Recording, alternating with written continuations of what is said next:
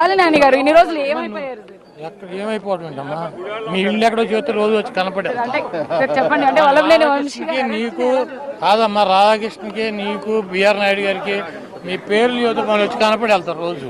గారు అంటే అంతకుముందు చాలా యాక్టివ్ గా ఉండేవాళ్ళు, బాగా మాట్లాడేవాళ్ళు, కమెంట్ గవర్నమెంట్ లో ఉన్న యాక్టివ్ ఇప్పుడు ఏం చేయాలి? భయపడుతున్నారా ఇప్పుడు? దేనికి?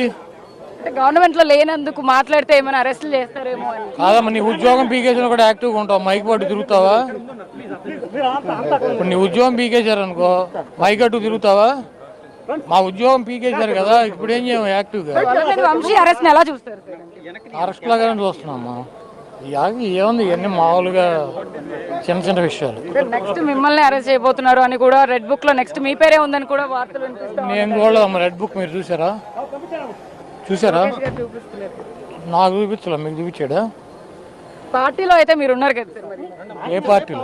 వైసీపీ పార్టీలో ప్రస్తుతం మీరు యాక్టివిస్ట్ గానే ఉన్నారు కదా, ఎందుకు ఇప్పుడు లేనని చెప్పి నువ్వే చెప్పావమ్మా. అమ్మ, ఈ రెడ్ బుక్కులు బ్లూ బుక్కులకి ఏం ఉపయోగం లేదు. 3 కేసులు మీ మీద ఫైల్